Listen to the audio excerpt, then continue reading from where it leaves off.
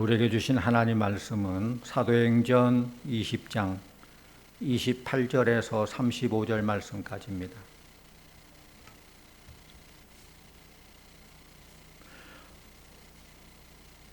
여러분은 자기를 위하여 또는 온 양떼를 위하여 삼가라. 성령이 그들 가운데 여러분을 감독자로 삼고 하나님이 자기 피로 사신 교회를 보살피게 하셨느니라. 내가 떠난 후에 사나운 이리가 여러분들에게 들어와서 그 양떼를 아끼지 아니하며 또한 여러분 중에서도 제자들을 끌어 자기를 따르게 하려고 어그러진 말을 하는 사람들이 일어날 줄을 내가 아노라.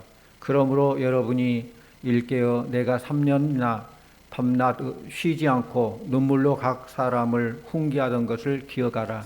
지금 내가 여러분을 주와 및 그 은혜의 말씀에 부탁하노니 그 말씀이 여러분을 능히 든든히 세우사 거룩하게 하심을 입은 모든 자 가운데 기업이 있게 하시리라. 내가 아무의 은이나 금이나 의복을 탐하지 아니하였고 여러분이 아는 바와 같이 이 손으로 나와 내 동행들을 쓰는 것을 충당하여 범사에 여러분에게 모본을 보여준 바와 같이 수고하여 약한 사람들을 돕고 또 주 예수께서 친히 말씀하신 바 주는 것이 받는 것보다 복이 있다 하심을 기억하여야 할지니라. 아멘. 이 시간 박순아 권사님 하나님께 찬양해 주시기 바랍니다.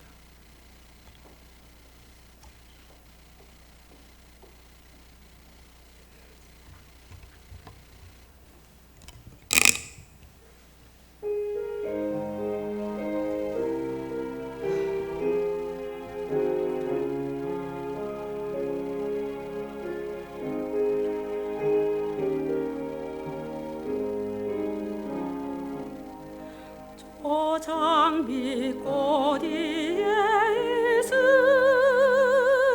아직 맺혀 있는 그때에 귀에 우는 이 소리 들리니 춤성 분명하다.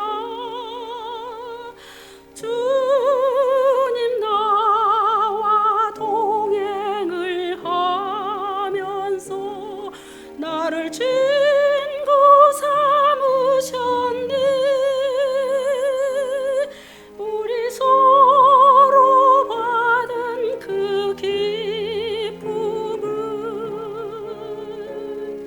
알 사람이 없도다. 그 정한 주의 음성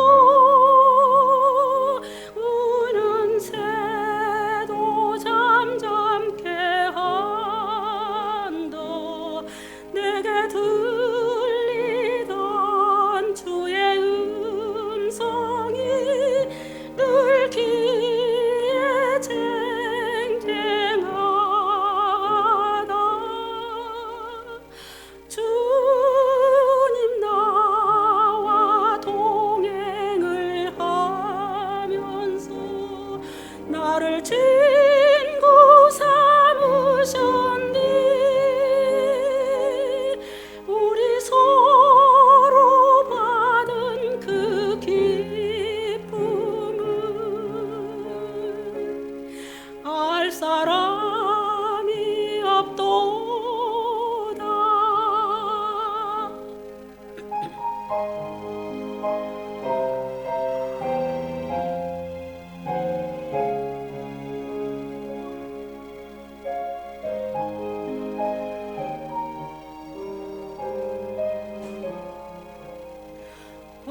깊도록 동산하니 주와 함께 있으려 하나. 괴로운 세상에 할 일 많아서 날 가라 명하신다. 주님 나와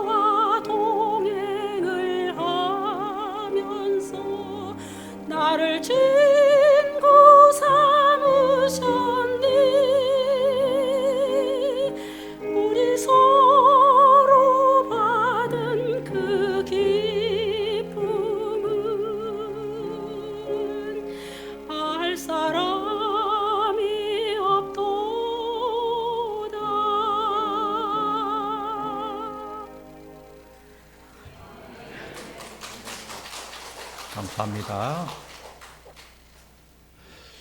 오늘 말씀은 사도 바울이 에베소 교회에서 3년 동안 목회하다가 마지막으로 했던 고별 설교가 오늘 말씀입니다. 설교가 다 중요하고 의미가 있고 해야 될 말씀이겠지만은 마지막 고별 설교는 정말로 꼭 말하고 싶은 내용, 당부의 말씀으로 그 의미가 더욱 클 것입니다. 바울이 에베소 교회를 떠나면서 무슨 말씀을 했습니까? 먼저 감독자를 세워서 피로 사신 교회를 다스리게 하라는 것입니다.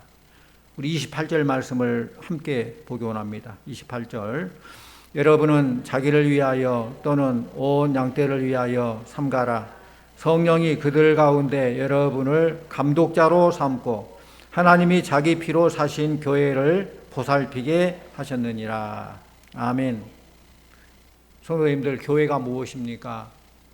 일반적으로 교회라고 말하면은 어떤 장소, 공간, 이걸 교회라고 말하죠. 그런데 성경에서 말하는 교회는 성도들이 예수님의 이름으로 모였을 때 그것을 교회라고 합니다. 물론 눈에 보이는 교회, 유형교회, 어느 건물, 장소, 그걸 교회라고도 하지만은 우리 하나님께 부름받은 성도들이 모여있는 거룩한 무리들, 그건 무형교회이죠. 교회라고 한다는 거예요. 마태복음 18장 20절에 두세 사람이 내 이름으로 모인 곳에 나도 그들 중에 있느니라 말씀하셨습니다. 하나님의 교회는 주님이 피로 사신 교회입니다. 에베소서 1장 23절 교회는 그의 몸이니 만물 안에서 만물을 충만하게 하는 이의 충만이니라 라고 했어요.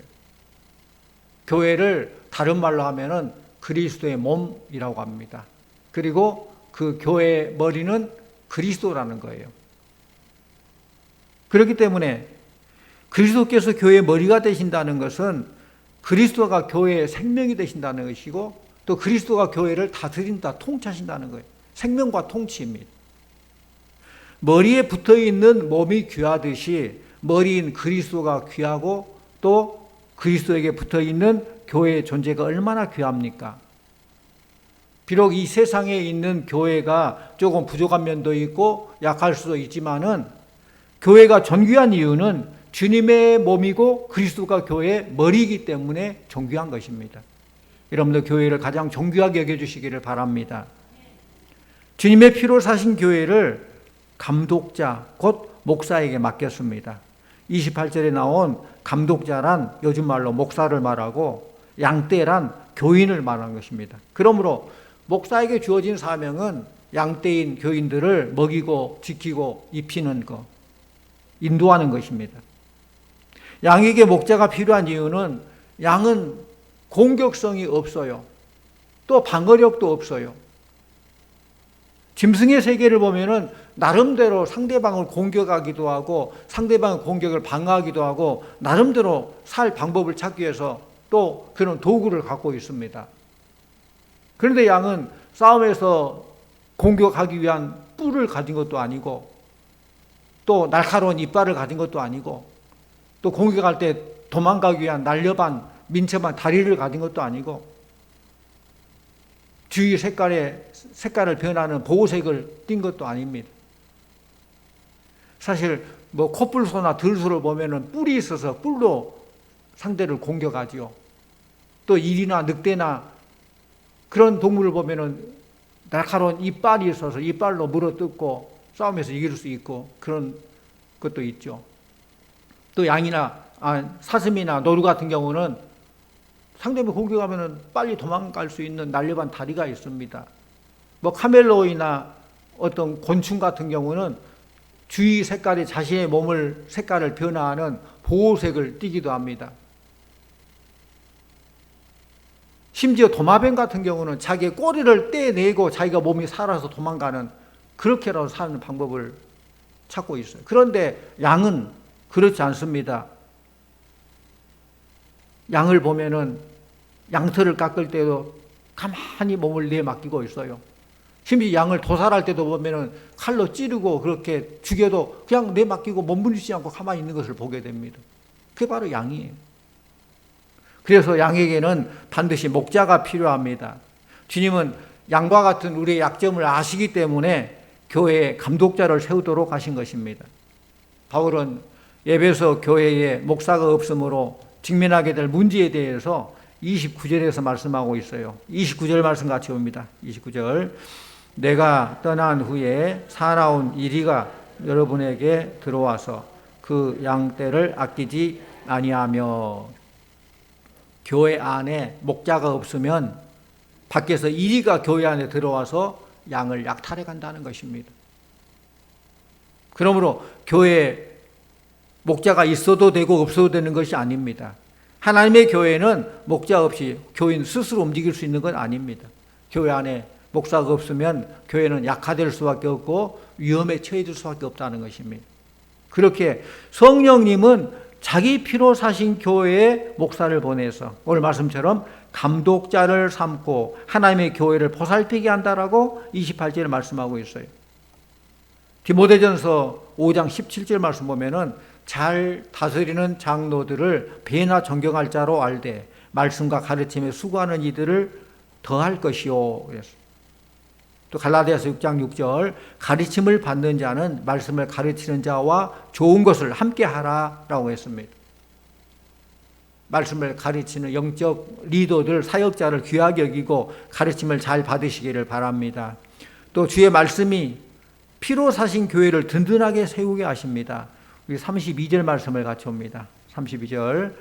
지금 내가 여러분을 주와 및 그 은혜의 말씀에 부탁하노니 그 말씀이 여러분을 능히 든든히 세우사 거룩하게 하심을 입은 모든 자 가운데 기업이 있게 하시리라. 아멘. 그 말씀 보면은 내가 여러분을 주와 및 그 은혜의 말씀에 부탁한다. 이 표현은 예수님께서 십자가상에서 자신을 아버지께 맡깁니다. 아버지께 부탁합니다. 이거 같은 의미예요. 바울은 에베소 교회가 신앙적인 위협을 받고 있을 때에 어떤 사람에게 맡기는 것이 아니라 그가 가르쳤던 그 말씀이 교회를 든든히 세워줄 것을 확신했어요. 31절에 각 사람에게 훈계하던 것을 기억하라 했어요. 31절로 같이 봅니다. 그러므로 여러분이 일깨어 내가 3년이나 밤낮 쉬지 않고 눈물로 각 사람을 훈계하던 것을 기억하라. 그 말씀을 기억하라. 그 말씀이 교회를 지킬 거라는 거예요. 로마서 10장 17절에 믿음은 들음에서 나며 들음은 그리스도의 말씀으로 말미암았느니라 했습니다. 우리가 말씀을 들어야 믿음이 자랄 수 있어요. 나는 믿음이 없어야 하면서 말씀까지 듣지 않는다면 그건 앞뒤가 안 맞는 거죠. 말씀을 들을 때에 믿음은 들음에서 난다고 했어요. 여러분들이 은혜의 말씀에 굳게 서 있을 때에 교회는 건강한 교회가 될 수 있는 것입니다. 그러므로 성경을 열심히 읽고 묵상하는 습관을 가지시기를 바랍니다. 저는 지금까지 목회를 하면서 또는 말씀을 전할 때마다 아주 소박한 세 가지 신앙을 갖고 있습니다. 첫째는 하나님 중심의 신앙, 두 번째는 성경 중심의 신앙, 세 번째는 교회 중심의 신앙입니다. 이 믿음을 갖지 않는다면, 하나님 중심의 신앙 갖지 않는다면 우리가 좌절할 수밖에 없어요. 하나님 중심의 신앙이 뭡니까? 우리의 모든 것, 생사화복이 하나님의 손안에 있습니다. 이걸 믿는 것이에요. 이 믿음 갖지 않으면 조금만 어려움이 당해도, 조금 어려운 힘든 일이 있어도 쉽게 믿음이 무너질 수밖에 없어요. 그러나 하나님 앞에 생사화복 모든 게 있다라고 믿으면 힘들고 어려워도 하나님께서 이것 통해서 더 좋은 걸 줄 줄 믿고 맡기고 인도함 받게 되는 것이죠. 또 성경 중심의 신앙은 성경만이 우리의 신앙과 생활의 기준입니다. 성경만이 우리를 구원에 이르게 하는 유일한 책입니다. 그걸 믿는 거예요. 그래서 말씀대로 믿고 말씀대로 사는 거예요. 또 교회 중심의 신앙은 우리의 존재가 주님의 몸이기 때문에 우리의 신앙생활을 하는데 교회를 떠나서는 올바른 신앙생활을 할 수 없다라는 것을 믿고 따르는 거죠. 여러분들이 말씀을 잘 배우고 말씀을 잘 실천하고 말씀을 잘 가르치시기를 바랍니다. 배운 바를 지키지 아니하고 가르치지 않을 때에는 소아시아 7교회 중에서 책망받은 교회가 있잖아요. 그 책망받은 교회처럼 되고 만다는 겁니다. 여러분 모두가 주님의 가르침을 실천하는 충성된 사람이 될 때 하나님 기뻐하는 교회, 부흥하는 교회가 될 줄로 믿습니다. 여러분들의 믿음이 하나님 중심, 성경 중심, 교회 중심이 되길 바랍니다. 또 피로 사신 교회의 사명은 무엇보다 주는 것입니다. 우리 마지막 35절 같이 볼까요? 35절. 범사에 여러분에게 모범을 보여준 바와 같이 수고하여 약한 사람들을 돕고 또 주 예수께서 친히 말씀하신 바 주는 것이 받는 것보다 복이 있다 하심을 기억하여야 할지니라. 아멘. 1979년도에 노벨 평화상을 받은 사람이 있어요. 빈자들의 성자다라고 불리우는 테레사 수녀이죠. 그가 97년 9월에 세상을 떠났는데 그의 장례식에는 그를 추모하는 수많은 인파가 몰려들었어요. 150만 명이나 몰려들었어요. 그 장례식 때. 특별히 그로부터 도움을 받았던 소외된 자들, 고아, 장애인들 이런 사람들이 12,000명이나 모여서 그의 죽음을 추모해 줬어요. 그가 죽기까지 실천한 삶은 바로 주는 삶이었습니다. 그는 죽기 전에 이런 말을 남기고 부름받았어요. 진정한 사랑은 이것저것 재지 않습니다. 그저 줄 뿐입니다. 아플 때까지 주십시오. 이런 말이었어요. 진정한 사랑은 계산이 아니라는 거 그냥 주는 거예요. 아플 때까지, 끝까지 주는 거예요. 주님은 주는 삶을 우리에게 몸소 보여주셨죠. 주님은 모든 것을 우리에게 다 주셨습니다. 고린도후서 8장 9절 그는 부요하신 자로서 너희를 위하여 가난하게 되심은 그의 가난함을 인하여 너희로 부요하게 하려 하심이니라. 우리 주님께서 가난하게 된 것은 우리를 부요하게 하시려고, 우리 주님께서 채찍을 마신 것은 우리를 낫게 하시려고, 우리의 모든 것을 다 해결하려고 주께서 가장 낮아지시고 가난하게 되시고 모든 고통을 다 당하셨다는 거예요. 우리는 예수님께서 보여주신 그 사랑을 몸소 본받아 더 많은 이웃을 구제하고 겸손으로 발을 씻기는 그런 모습을 보여줘야 됩니다. 사랑받았으니 사랑해야 돼요. 모범을 보여주신 우리 주님을 본받아서 우리도 본을 보여야 되는 것입니다. 교회는 자기 권리를 주장하며 이익만을 챙기는 곳이 아닙니다. 교회는 영향력을 과시하면서 경쟁하는 그런 기관이 아닙니다. 우리 기독교는 십자가의 종교예요. 십자가의 종교는 희생하며 양보하며 씻어주고 결국 죽는 것이죠. 나를 희생하고 죽는 거예요. 그러기에 교회는 물론 안에서도 서로 사랑하고 화목하고 잘해야 되겠지만은 문을 밖으로 열어서 선교하고 전도하고 구제에 많은 비중을 둬야 됩니다. 그럴 때 교회는 본래 모습을 되찾을 수 있고 생동감을 얻을 수 있는 것입니다. 사랑하는 성도 여러분, 우리의 남은 삶은 주는 자로 살아가기를 원합니다. 주여 주는 자로 살게 해 주시옵소서. 이것이 우리의 기도 제목이 돼야 돼요. 우리 모두 주는 성도가 되고 주는 교회가 되기를 원합니다. 오마이뉴스의 사장인 오연호 씨가 쓴 책에 한국이 미국에게 당할 수밖에 없는 이유라는 책이 있는데 그 결론을 보면은 미국은 한국보다 자원봉사 정신이 투철하다라고 결론해요. 따지지 않고 자원봉사 정신이 투철하기 때문에 미국이 강할 수밖에 없다라는 그런 결론입니다. 미국의 전 대통령이었던 지미 카터 대통령 지금도 사랑의 집짓기 헤비타트 운동을 벌리면서 사람들을 돕고 있습니다. 받는 것도 복이고 주는 것도 복인데 그중에 주는 것이 더 큰 복이라고 말씀하신 이 말씀 우리가 명심하고, 요즘 사회의 불행 요인이 뭡니까? 받으려고만 하기 때문에 그래요. 더 많이 뺏으려고 하기 때문에 문제입니다. 그러나 주려고 할 때에 기쁨이 있고 행복이 있다는 것을 기억하시기 바랍니다. 그렇다면 왜 주는 것이 복이 있을까요? 주는 것이 더 복이 있는 이유는 창조의 질서대로 하기 때문에 그래요. 받기만 하고 주지 않는 것은 창조 질서에 역행하는 거예요. 예를 들면 우리 인간이 자연을 잘 가꾸고 보호하면 자연은 우리에게 더 많은 것을 줍니다. 신선한 공기를 주죠. 많은 먹잇감을 줍니다. 그런데 인간이 이기적인 생각으로 자연을 훼손하고 오염시키면은 결국 먹는 것 또 없고 또 우리 인간을 병들게 하고 꼭 죽어가게 하는 거예요. 요즘 많은 환경 문제들이 그렇지 않습니까?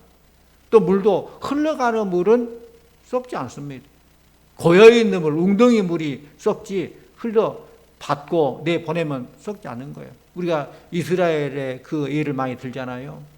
이스라엘 갈릴리 바다가 늘 생동감 있는 것은 헐몬산에서 흐르는 눈 녹은 물을 늘 받아들이고 그 물을 사회적으로 늘 요단강을 통해 내보내기 때문에 그곳에는 풍성한 많은 생명체들이 살고 있고 살아있는 물이 돼요.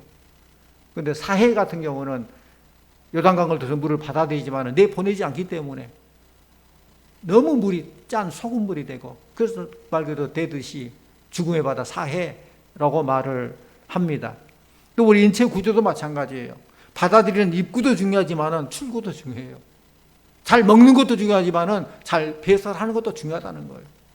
배설하지 못하면 우리는 큰일 납니다. 큰일 납니다. 돈도 마찬가지예요. 돈을 벌었으면 돈을 잘 쓸 줄 알아야 나누어야 됩니다. 지식을 많이 가졌으면 그 받은 그 지식을 선한 일에 사용해야 돼요. 재능 달란트를 가졌다면 그 달란트에 맞게 잘 사용해야 됩니다. 더 많이 가지고 있는 사람은 나누는 책임도 더 크다는 거예요. 이걸 뭐라고 해요? 노블리스 오블리제라고 해요. 한번 따라해 볼래요? 노블리스 오블리제. 좀 고상한 말이죠. 귀족들의 책임이라는 거예요. 더 많이 가진 사람은 그만큼 많은 책임을 져야 된다는 거예요. 그렇게 될 때 사회가 올바른 사회, 건강한 사회가 되는 것이지 가진 사람이 더 가지려고 하고 오늘 새벽에 봤죠. 그런 것처럼 빈익빈 부익부가 더 그러면은 그 사회는 분명히 망하게 된다는 것입니다. 주고받는 것은 창조주 시대를 순종하는 것이고 이렇게 살 때에 행복한 삶을 살 수 있는 것입니다. 또 두 번째로 주는 것이 더 복 있는 이유는 욕망에서 자유를 얻기 때문에 그래요. 욕심 없는 사람이 누가 있습니까? 다 욕심이 있습니다. 아기가 태어날 때 보면은 손을 움켜쥐고 태어나는데 돌아가실 때 보면 손을 다 펴고주고 뭐예요? 가지고 간 것 없다. 그냥 빈손으로 간다 그 말이에요. 모두가 다 그래요. 이 세상에서 얼마나 많은 부를 누리고 권력을 누리고 그런 사람도 갈 때는 다 손 펴고 갑니다. 그러나 우리 인간은 이 땅에서 조금 더 가지려고 하고 마음과 다툼 싸우지만은 물론 더 가지고 노력하는 것은 좋은 일이지만은 얻어서 누리는 기쁨도 있지만은 주면서 누리는 기쁨이 더 크다는 거예요. 소유하는 기쁨보다 나눔으로 얻는 기쁨이 더 크고 보람될 것입니다. 욕심이 잉태하면 죄를 낳고 죄가 장성하면 사망을 낳는다고 말씀하는 걸 기억해야 됩니다. 그렇다면 뭐냐? 욕심을 이기는 길은 주는 기쁨이 충만하는 거예요. 그래야 욕심을 이길 수 있어요. 즐거움으로 나눌 때에 자신의 이기주의적인 사슬에서 해방되는 기쁨을 누릴 수 있는 것입니다. 받으면 마음이 무거우나 줄 때는 기쁨과 자유와 평화를 누리게 되는 것입니다.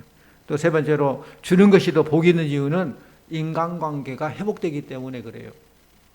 주고 받을 때에 막혔던 인간관계가 회복되는 거예요. 모두 그래요. 일방적으로만 가면 안타까운데 주고 받고 그래서 서로 사랑해, 서로 사랑. 나도 사랑하고 너도 사랑하고 서로 사랑이죠. 그래야 인간관계가 잘 되는 거예요. 하나님과 관계가 먼저 회복돼야 하지만은 인간관계가 진정 회복될 때 행복을 누릴 수 있는 것입니다. 성경에는 그렇잖아요. 제단에 제물을 드리는 것보다 더 중요한 것은 형제와 화목하는 것이라고 주님께서 말씀하셨어요. 마태복음 5장 23절 24절 말씀. 그러므로 예물을 제단에 드리려다가 거기서 내 형제에게 원망 들을 만한 일이 있는 것이 생각나거든 예물을 제단 앞에 두고 먼저 가서 형제와 화목하고 그 후에 와서 예물을 드리라. 그래서 둘 다 중요하지만은 먼저 가겠어요. 먼저 할 거 먼저 해야 된다는 거예요. 먼저 가서 형제와 화목하고 그 후에 와서 예물을 드리라라고 했어요. 성도님들, 우리의 믿음의 식구들이 언제 진짜 하나다라고 느껴지십니까? 함께 모여서 예배드리고 찬송하고 기도할 때 물론 이것도 하나라는 걸 느껴질 것입니다. 그러나 우리가 조그만 거라도 함께 나누면서 한 솥의 밥을 먹으면서 친교할 때 우리가 정말 하나구나라고 느껴지게 될 것입니다. 물질만이 아니라 마음을 주고받을 때, 사랑과 위로와 격려로 따뜻한 말을 할 때, 기도를 나눌 때, 주의 말씀으로 교제를 나눌 때 우리는 한 형제자매라는 것을 느끼게 되는 것입니다. 서로가 줄 때의 동질성을 회복하고 한 믿음의 식구라는 형제의식을 갖게 되는 것입니다. 마지막으로 주는 것이 복이 있는 이유는 하나님을 닮아가기 때문입니다. 우리 하나님 얼마나 주기를 좋아하십니까? 모든 걸 다 주셨습니다. 공기를 주셨습니다. 물을 주셨습니다. 햇볕을 주셨습니다. 생명을 주셨습니다. 사랑하는 가족을 주셨습니다. 모든 거 다 주셨어요. 귀한 건 다 주셨어요. 그리고 죄인들을 멸망시키지 않게 하려고 독생자 예수 그리스도까지 우리에게 주신 줄로 믿습니다. 또 우리 예수님 어떻습니까? 우리 예수 그리스도는 우리를 위하여 물과 피를 다 쏟으시고 우리를 구원시켜 주셨어요. 예수님 말씀하시기를 인자에 온 것은 섬김을 받으려 함이 아니라 도리어 섬기려 하고 자기 목숨을 많은 사람의 대속물로 주려 함이라 라고 했습니다. 그렇기 때문에 섬기는 것, 주는 것, 이것이고 주님 닮은 삶인 줄로 믿습니다. 하나님은 우리에게 모든 걸 다 주셨는데, 예수님도 모든 걸 다 주시고 심지어 제자들 발간시키며 섬겨주셨는데, 우리가 받으려고만 하면은, 섬김을 받으려고 한다면은 하나님의 제자가 아니죠. 주님의 제자가 아니죠. 사랑하는 성도님들, 누가 행복한 사람입니까? 늘 받기만 하는 어린 아이일까요? 늘 주기를 좋아하는 어머니일까요? 누가 행복할까요? 주는 기쁨, 주는 행복을 누리시기를 바랍니다. 그래서 기도할 때도 주시옵소서, 주시옵 그것만 하지 마시고, 물론 그것도 해야 되죠. 그러나 그것만 하지 마시고, 내가 주님을 위해서 무엇을 할까요? 교회를 위해서 무엇을 드릴까요? 형제를 위해서 무엇을 할까요? 사회와 국가를 위해서 무엇을 할까요? 이렇게 기도하는 성숙한 성도님들 다 되시기를 바랍니다. 성숙한 그리스도인들은 주는 데서 기쁨을 누리는 것입니다. 따라합니다. 주는 복을 받읍시다. 옆 사람 인사하면서 주는 복을 받읍시다. 하나님의 교회는 사람이 시작한 것 같고 사람들에 의해서 운영된 것 같지만은, 하나님의 교회는 사람의 생각이나 능력으로 되는 것 아닙니다. 교회는 성령의 말씀으로, 능력으로, 기도로, 믿음으로 가능한 것입니다. 주의 피로 사신 몸된 교회에서 우리 모두가 주님을 닮아서 서로 사랑하고 서로 배려하고 서로 섬기고 서로 줌으로 성숙한 믿음의 성도님들 다 되시기를 간절히 축원합니다. 기도하십시오. 하나님 아버지, 참 감사합니다. 죄와 허물로 죽어 마땅한 우리들, 소망 없는 우리들이지만은 하나님께서 우리를 사랑하셔서 예수 믿고 구원했게 해주시고 천국 소망 가운데 이 땅의 삶을 살게 하심을 감사드립니다. 주의 피로 사신 교회에서 함께 믿음 생활하게 됨을 감사드립니다. 주님, 나 개인의 이기적인 믿음이 아니라 서로를 돌보며 사랑하며 배려하며 주님 닮아가는 그런 삶을 살기를 원합니다. 우리 모두 성숙한 믿음의 성도들 다 되게 해주시옵시고, 하나님께서 원하시는 교회, 이 땅 해야 될 일을 잘 감당하는 그런 교회가 되게 하여 주시옵소서. 예수님의 이름으로 기도하옵나이다. 아멘.